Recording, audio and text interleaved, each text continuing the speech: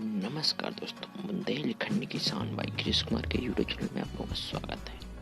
आज इतिहास, राजा, किसान और नगर लगभग 600 ईसा पूर्व से 600 ईस्वी तक के बारे में अपन पूरा पढ़ेंगे। पहला क्वेश्चन दिया गया एनसीईआरटी 6वीं शताब्दी ईसा पूर्व में शिल्प कला कुशलता हमें जैन धर्म बौद्ध धर्मों की कला दिखाई पड़ती है। उसके बारे में आपको उत्तर के माध्यम से बताने का प्रयास किया गया है। नोट कर लीजिए, इसको पॉइंट में लिख सकते हैं, थ्योरिकल भी जो चाहें आप उसको आप नोट कर सकते हैं। क्वेश्चन नंबर दूसरा देख लीजिए, महाजनपदों की विशेषताएं। तो 16 महाजनपदों के संबंध में जानकारी का मुख्य साधन प्रारंभिक बौद्ध साहित्य है। इस काल में राजतंत्रीय तथा गणतंत्रीय आदर्शों के बीच संघर्ष चला आ रहा है। जनता में लोकतांत्रिक भावनाएं प्रबल थीं और अत्याचारी राजाओं के शासन को चुपचाप सहने वाली नहीं थी। गणतंत्र का एक प्रमुख होता था जो संभवतः 10 वर्ष के लिए चुना जाता था। राज्य की कार्यकारिणी शक्ति उसी के हाथ में होती थी। बुद्ध के पिता काफी समय तक वहां पे राजा रहे। तो आप पॉइंट बाई पॉइंट इसको नोट कर लीजिए। क्वेश्चन नंबर 3 देख लें, सामान्य लोगों के जीवन का पुनर्निर्माण। तो इसमें आप हेडिंग भी देख सकते हैं, अभिलेख, साहित्य, उत्खनन, बदलते कृषि का उपकरण, दान संबंधी आदेश तथा रिकॉर्ड, अंतिम संस्कार के तरीके से सिक्के, लोक कथाएं, भवन। ये हेडिंग है, नहीं आप इसमें चाहो तो बना सकते हो, पॉइंट चाहो तो पॉइंट बना सकते हो। उस समय के भवन के जो अवशेष मिले हैं उनमें भी इतिहासकारों ने अन्वेषण करके साधारण लोगों के जीवन की स्थिति का पता लगाया। तो अपन ऐसे इसका वर्णन कर सकते हैं। सिक्के भी मिले हैं, लोक कथाएं भी प्रचलित हैं, दान संबंधी आदेश भी था, रिकॉर्ड थे, उत्खनन था, साहित्य संबंधी जानकारी मिलती है और अभिलेखों से माध्यम से जानकारियां मिलती है। क्वेश्चन नंबर 4 देख लीजिए आप, पांड्य राज्य दक्षिण भारत का महत्वपूर्ण राज्य था। प्राचीन संगम ग्रंथों में हमें पांड्य राज्य के राजाओं तथा सरदारों की जानकारी मिलती है। कई सरदार तथा राजा लंबी दूरी के व्यापार द्वारा राजस्व जुटाते थे।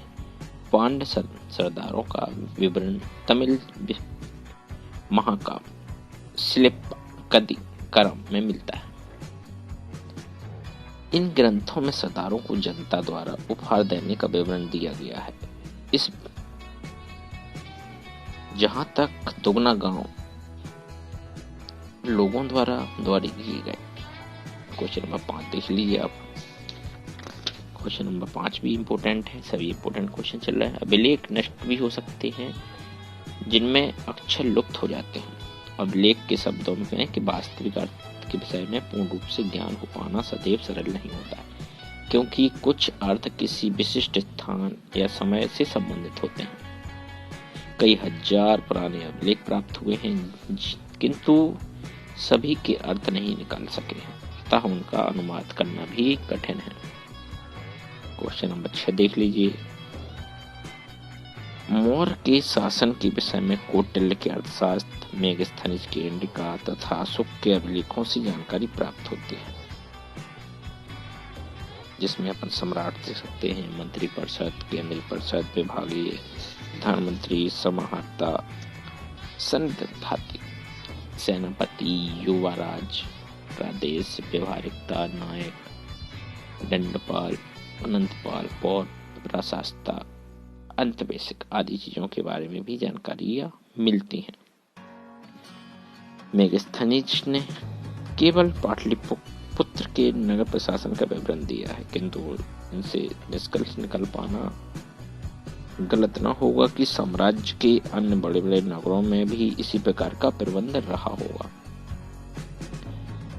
तो ऐसे अपन न्याय सकते हैं। न्याय व्यवस्था, चंद्रगुप्त की न्याय व्यवस्था सुसंगठित थी। सिद्धांत सम्राट न्यायवाद का अंतिम श्रोता था, किंतु उसके लिए इतने बड़े सामान्य के न्याय प्रशासन का संपूर्ण उत्तरदायित्व करना संभव नहीं था, अतः वह केवल नीचे के न्यायालयों के निर्णय लेने की विरुद्ध अपील सुनता था। सैनिक सुविधाएं भी थीं। इतनी बड़ी साम्राज्य की रक्षा के लिए एक विशाल सेना का होना आवश्यक था।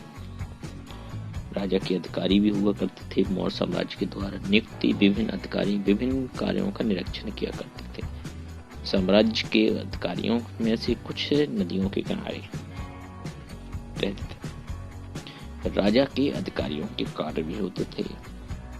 मेगस्थानिक ने उत्तर पश्चिम से लेकर पाटलिपुत्र आने वाली सड़कों का निर्माण किया।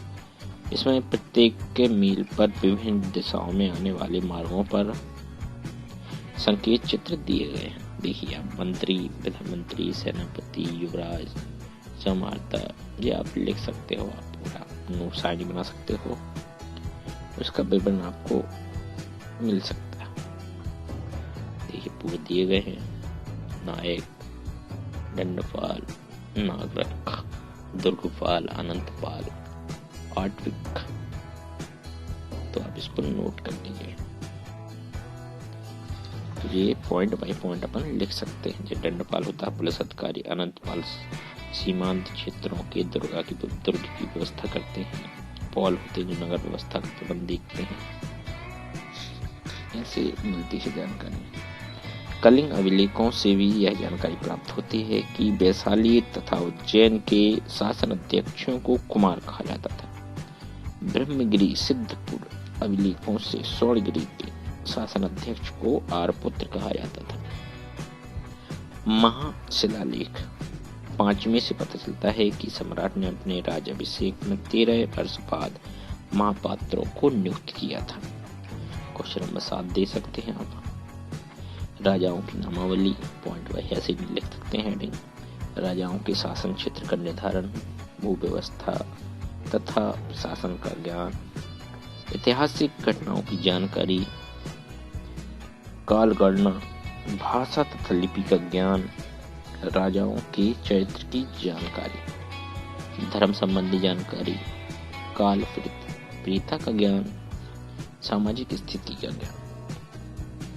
अभिलेखों से उस काल की सामाजिक स्थिति की जानकारी प्राप्त होती है। उस समय में कितने सामाजिक वर्ग थे, उनकी स्थिति क्या थी। समाज में अनेक वर्ग थे जैसे कृषक, व्यापारी, बुनकर, सुनार आदि। इनका विभिन्न विवरणों में अलग अलग उल्लेख मिलता है। अशोक के शिलालेखों से यह भी जानकारी होती है कि वह बौद्ध धर्म का अनुयायी था, किंतु उसके धर्म में सर्वज्ञता नहीं थी। वह सभी धर्मों का आदर करता था। धार्मिक आदर उसके ने कभी भेदभाव नहीं किया। क्वेश्चन नंबर 8 देख लीजिए। कुशाओं के राजस्व संबंधी सिद्धांत है, लिख सकते हैं। शक क्षत्रप के राजस्व संबंधी सिद्धांत, गुप्त शासकों के राजस्व संबंधी सिद्धांत, राजतंत्रात्मक शासन प्रणाली, सामंती व्यवस्था। ऐसे अपन पॉइंट है। सत्ता का केंद्रीकरण, सम्राट की स्थिति लिख सकते हैं। क्वेश्चन नंबर 9 देख सकते हैं आप। लोहे के फाल बनाने का हल का प्रयोग, धान की रोबाई, सिंचाई की व्यवस्था, ग्राम समाज की विभिन्नताएं, समाज के विभिन्न वर्गों में नवीन प्रौद्योगिकी का विकास या प्रयोग। हेडिंग लिख सकते हैं। पॉइंट भी चाहें तो पॉइंट। आरंभिक तमिल साहित्य में भी गांवों में रहने वाले विभिन्न वर्गों का उल्लेख मिलता है, जैसे कि बेल्लार या बड़े जमींदार, हलवाहा आदि। वर्गों की यह भिन्नता भूमि के स्वामित्व, श्रम तथा नई जो नीतियां थीं उस पर आधारित थी। ऐसी परिस्थितियों में भूमि का स्वामित्व महत्वपूर्ण हो गया था। इसका भी नई टेक्निक से प्रयोग में योगदान आवश्यक रहा है। क्वेश्चन नंबर 10 देख सकते हैं आप। एक चित्र के माध्यम से आपको पूरे भारत में स्थिति बताई जाएगी। पुष्क, कलावती, गंधार, तक्षशिला, सूरसेन, मथुरा, मत्स्य आप देख सकते हो पूरा दिया गया है। चित्र 1 है ये। आपको 2 चित्र मिलेंगे, एक दिया गया है और चित्र क्रमांक 2 देखिए आप। उसमें दिया गया महाअभिलेख, लघु अभिलेख, स्तंभ अभिलेख। तो आप इसको नोट कर लीजिए। यहाँ पर त्रिभुज बना हुआ है महालक्ष्मी, जहाँ चौकोर है वो लघु शिलालेख है, और जहाँ गोल है वो स्तंभ अभिलेख है। देखिए आप कंबोज, गंधार, कुरु, सूरसेन, मत्यक्ष, अवंती, चेदी, वत्स्य, अस्मा, गंधर, मगध, अंग, वज्जी, मल, विदेह, काशी, पांचाल, ये इन प्रकार के अभिलेख से प्राप्त होते हैं जानकारी। नोट कर लीजिए इसको। क्वेश्चन नंबर 11 देखिए, छात्र वर्तमान में चल रहे समाचार पत्र जैसे Navbharat, Hindustan times, times of India जैसे अन्य समाचार पत्र एकत्रित करें। इस पत्र के महत्वपूर्ण समाचार कथनों को काटकर अपने इतिहास की कॉपी में चिपका। तो उदाहरण के प्रकार से समाचार पत्रों को भी इसमें चिपका सकते हैं। क्वेश्चन देख लीजिए आप। क्वेश्चन नंबर 12 इसी प्रकार से करना है आपको।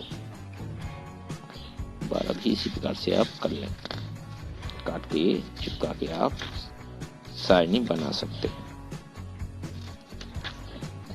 बड़े क्वेश्चनों की बात आती है तो पहला क्वेश्चन शुरू होता है मौर्य काल के अध्ययन के प्रमुख स्रोत की व्याख्या कीजिए।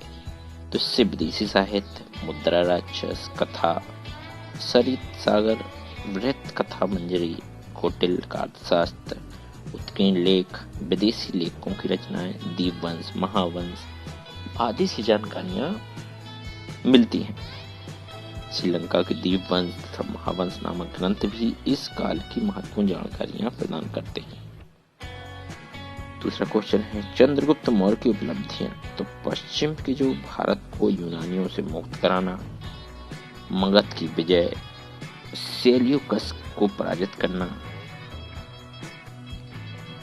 चंद्रगुप्त का शासन प्रबंध, धार्मिक सहिष्णुता, इन नीतियों की उपलब्धियों के कारण ही उनका नाम पूरे भारत में जाना जाता है और पूरे विश्व में प्रचलित रहे चंद्रगुप्त मौर्य। नोट कर लीजिए, सेल्यूकस को पराजित किया उन्होंने, चंद्रगुप्त का शासन प्रबंध, धार्मिक सहिष्णुता। चंद्रगुप्त एक महत्वपूर्ण विशेषता थी, सभी धर्मों को समान समझता था, सभी के विकास के लिए समान अवसर प्रदान करता था। उसमें धार्मिक कट्टरता नहीं थी। उसके शासन अध्यक्ष या शासन काल में सभी धर्मों को समान विकास हुआ। शासन प्रबंध भी देख सकते हैं आप। चंद्रगुप्त की दूसरी महान उपलब्धि उसका सुसंगठित कुशल शासन प्रबंध रहा है। उससे पहले विश्व के इतिहास में किसी भी शासक ने इतने बड़े पैमाने पर ऐसी सुव्यवस्था और कल्याणकारी शासन व्यवस्था नहीं की। अगला क्वेश्चन है एक विजेता के रूप में अशोक की उपलब्धियां गिनाना है। तो उत्तराधिकार के युद्ध, बिंदुसार की मृत्यु के बाद घोर संघर्ष आरंभ हो गया। कहा जाता है कि अशोक ने अपने ज्येष्ठ सौतेले भाई सुसीम को परास्त करके सिंहासन पर बैठा था। कुछ विद्वानों को मत है कि अशोक ने अपने 99 भाइयों का वध करके सिंहासन पर बैठा था, किंतु यह मत मनगढ़ंत है। इतना आवश्यक है कि उत्तराधिकारी के लिए सुसीम से युद्ध अवश्य हुआ था। इसको सभी विद्वान मानते हैं। 269 ईसा पूर्व में सिंहासन पर बैठने के उपरांत अशोक ने देव नाम प्रिय की उपाधि धारण की थी, पर प्रायः प्रियदर्शनी कहा जाता था। कहीं कहीं उसे धर्मलोक भी कहा जाता था। नोट कर लीजिए। कलिंग युद्ध देख लीजिए, बड़े इम्पोर्टेंट क्वेश्चन हैं, पेपरों में आने के लिए महत्वपूर्ण है। इम्पोर्टेंट क्वेश्चनों में से एक है, इसको नोट कर लीजिए। साम्राज्य विस्तार देख लीजिए आप। अशोक धर्म क्या था? Very very important. कलिंग युद्ध के बाद अशोक धर्म आता है। अशोक बौद्ध धर्म का अनुयायी था, किंतु जिन सिद्धांतों तथा आदर्शों का उसने देश विदेश में प्रचार किया वे किसी धर्म विशेष के सिद्धांत नहीं थे। उसी शक्तिनी मतवादों को दूसरी या दूसरों पर थोपने की प्रयत्न नहीं किया। जो उसका धार्मिक गुण विशेषता थी, अशोक धर्म की विशेषता थी विश्व धर्म, आचरण की शुद्धता, नैतिकता पर जो सहिष्णुता, अहिंसा, जी इनकी विशेषताएं मिलती हैं। अशोक द्वारा धर्म प्रचार हेतु किए गए कार्यों का वर्णन करना है। तो निजी यात्राएं भी उसने की, तीर्थ यात्राएं भी की, धर्म महापात्रों की नियुक्तियां की, शिलालेखों का निर्माण करा, धार्मिक उत्सव तथा समारोह का आयोजन किया, बौद्ध धर्म सम्मेलन आयोजित करवाए, मठों तथा विहारों का निर्माण करवाया, विदेशों में धर्म प्रचारक भेजना शुरू किए, जिसमें उसकी पुत्री श्रीलंका में जाकर के महेंद्र संघमित्रा ने बौद्ध धर्म का प्रचार प्रसार किया, लोकहित के कार्य किए। तो बहुत सारे बिंदु इसमें मिलके बनते हैं। अशोक ने प्रजा की आध्यात्मिक तथा नैतिक प्रगति के लिए कार्य किए, आध्यात्मिक प्रगति के लिए अपने धर्म का प्रचार किया तथा सुख के लिए भी अनेक कार्य किए। उसने सड़क के किनारे वृक्ष लगवाए, कुआं खुदवाए, जलाशय बनवाया, चिकित्सालय की व्यवस्था की, अस्पताल खुलवाए, जड़ी बूटी की बाग लगवाए, ये बहुत सारी सुविधाएं मुहैया कराई। इन लोकहितों के कारण से धर्म का बहुत दूर दूर तक प्रचार प्रसार हुआ। अगला क्वेश्चन है, उसको देखते हैं अपन। एक महान विजेता के रूप में भी जाने जाते हैं अशोक। हृदय परिवर्तन हुआ, महान शासक था, महान धार्मिक स्मारक और प्रचारक भी रहा है, विश्व शांति का अग्रदूत भी रहा है। उसका सिद्धांत भी था वासुदेव कुटुंबकम का पाठ उसने पढ़ाया। इसको नोट कर लीजिए, विश्व शांति के अग्रदूत के रूप में देख सकते हैं आप। क्वेश्चन देख सकते हैं, मौर्य वंश के पतन के कारण लिखना है। तो मौर्य वंश के पतन थे अशोक की अहिंसा की नीति, साम्राज्य की विशालता, अशोक की नीति के विरुद्ध ब्राह्मणों की प्रतिक्रिया, साम्राज्य का विकेंद्रीकरण, अशोक के उत्तराधिकारी की अयोग्यता, अधिकारियों का अत्याचारपूर्ण शासन, वाह्य आक्रमण, दरबारी कुचक्र, जिसके कारण मौर्य वंश का पतन हो गया। तो पॉइंट बाय पॉइंट अपन लिख सकते हैं। अशोक की अहिंसा की नीति, साम्राज्यवाद की विशालता, अशोक की नीति के विरुद्ध ब्राह्मणों की प्रतिक्रिया, साम्राज्य का विकेंद्रीकरण, अधिकारियों का अत्यधिक अत्याचार करना, बाह्य आक्रमण, दरबारी कूच अपन लिख सकते हैं। नोट कर लीजिए इसको, पॉइंट बाय पॉइंट इसको नोट करना है। यूनानियों ने मगध साम्राज्य पर आक्रमण किए। इन आक्रमणों का बाद मौर्य सम्राट सामना नहीं कर सके, इस कारण से जनता की निगाह से गिर गए। इसी कारण से मौर्य साम्राज्य का अंत हो गया। देख सकते हैं, उसमें शुंग की उपलब्धियों की विवेचना करना है। तो विदर्भ से युद्ध हुआ था, यूनानियों के आक्रमणों से साम्राज्य की रक्षा, बौद्धों के साथ संबंध, उनका पूरा मूल्यांकन आप दे सकते हैं। आप नोट कर लीजिए। अगला क्वेश्चन है, कुषाण कौन थे? कनिष्क की उपलब्धियों की विवेचना करना। कुषाण लोग यूची जाति की एक शाखा थे। यूची जाति का निवास स्थान उत्तरी पश्चिमी चीन का कानसू प्रांत था। कुषाण वंश का संस्थापक कुजुल कैटफिश था, जिसके नाम के अनेक सिक्के प्राप्त हुए हैं। कुजुल कैटफिश इतिहास में कैटफिश प्रथम के नाम से भी जाने जाते हैं। इनकी उपलब्धियां भी रही हैं, जैसे कश्मीर विजय, सक्ष छत्रपों पर विजय, मगध पर विजय, पार्थियानों के विरुद्ध संघर्ष, खुतन, कासगर और यालकंद विजय, ये इनका पूरा विजय रही है। साम्राज्य विस्तार भी इनका काफी रहा है और कनिष्क का कला साहित्य में भी बहुत बड़ा योगदान रहा है। भारत के बाहर कनिष्क के साम्राज्य में अफगानिस्तान, बैक्ट्रिया, कासगर, खूतन तथा भारकंद सम्मिलित थे। भारत में पेशावर, मनिया, याला, रावलपिंडी के निकट स्थान है, मथुरा, श्रावस्ती, कौशाम्बी, सारनाथ आदि स्थान सम्मिलित थे। फिर इनका कला साहित्य भी दे सकते हैं आप। कला का विकास भी इनके काल में चरमोत्कर्ष तथा साहित्य का विकास भी हुआ है। बुद्ध चरित्र नामक महाकाव्य भी इसी समय लिखा गया। अश्वघोष, नागार्जुन, वासुमित्र आदि इसमें इस काल में साहित्यकार प्रसिद्ध हुए, तो इनका भी लिख सकते हैं अपन। उपलब्धियां भी रही हैं। कनिष्ठ केवल महान विजेता ही नहीं बल्कि कुशल शासक भी था, तो इसको अपन लिख सकते हैं। क्वेश्चन नंबर अगला देख लीजिए। कनिष्ठ के सिक्कों से उसके धर्म का पता नहीं चलता है। उसके सिक्कों पर यूनानी, पुरानी ईरानी, हिंदू देवी देवताओं तथा बुद्ध की प्रतिमा बनी हुई है। इससे यह निष्कर्ष निकाला जा सकता है कि किसी धर्म विशेष का अनुयायी नहीं था, वह समन्वयवादी था और धर्मों का समान आदर करता था। किंतु यह निष्कर्ष सही है कि क्योंकि उसे बौद्ध धर्म होने के निश्चित प्रमाण मिले हैं, उसने पेशावर में के निकट बिहार भी बनवाया है।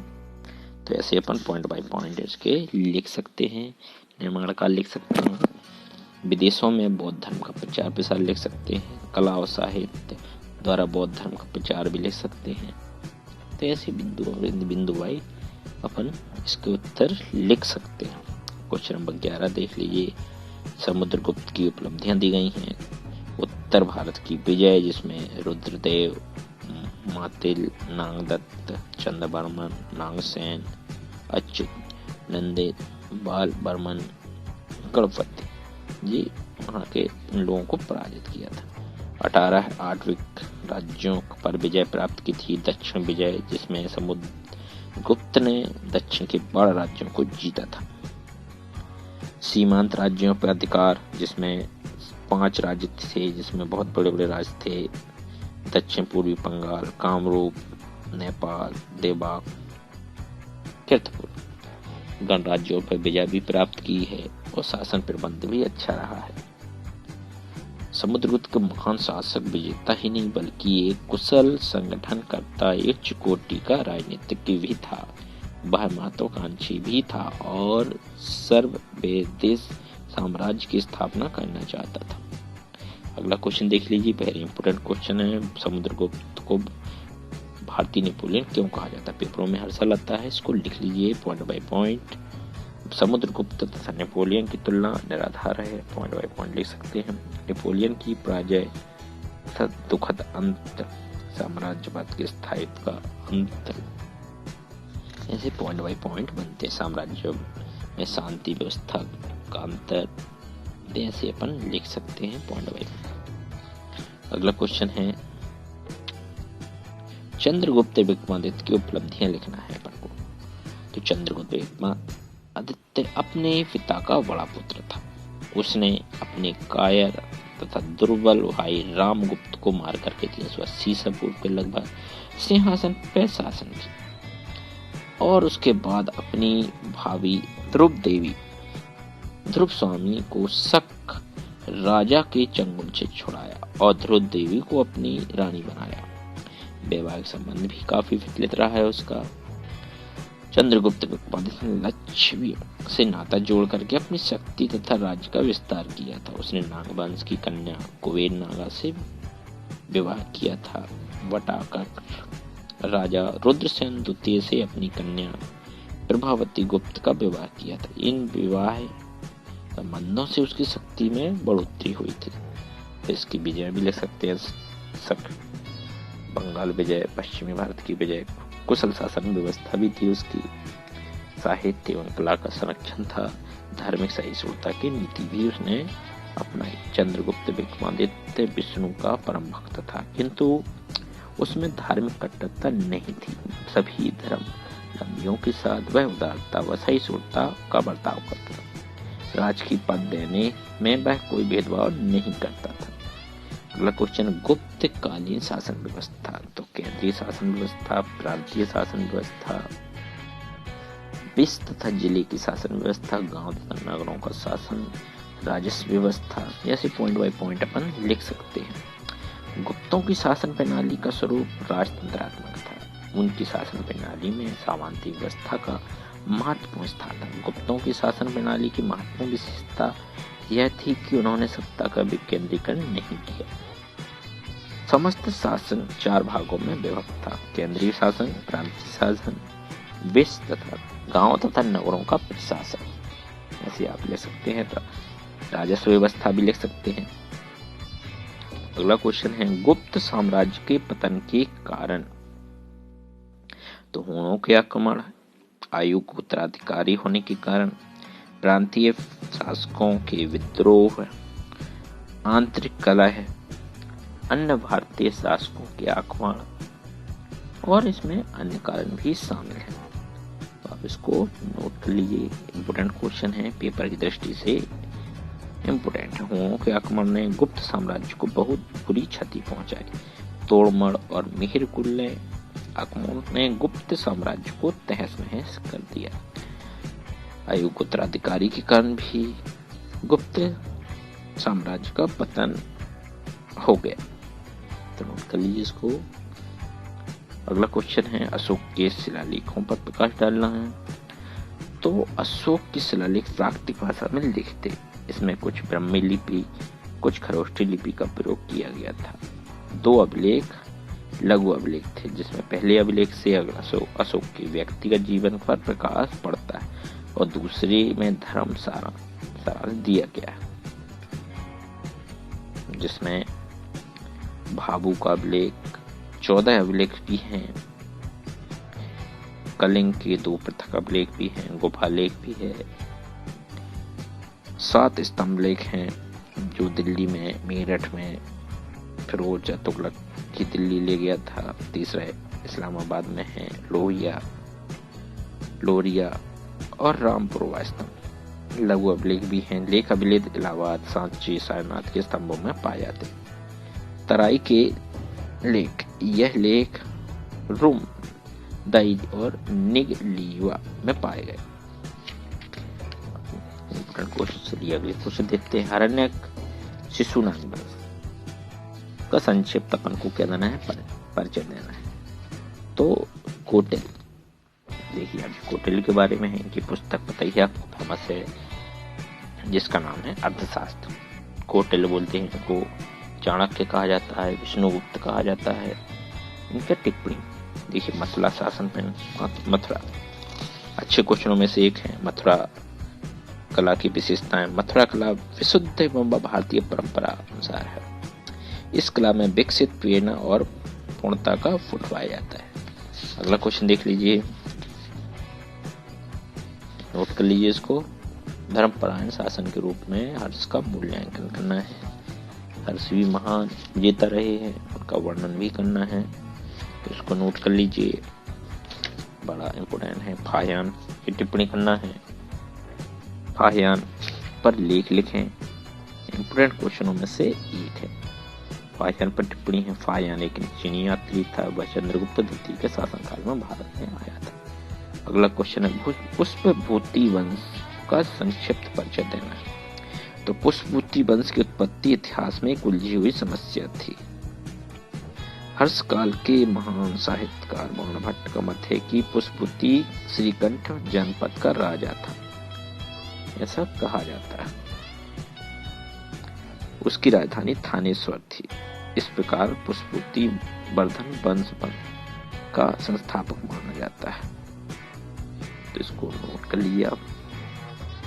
बाण का कहना था कि पुष्पभूति गुप्त सम्राटों के अधीन श्रीकंठ प्रदेश का एकमात्र सामंत था।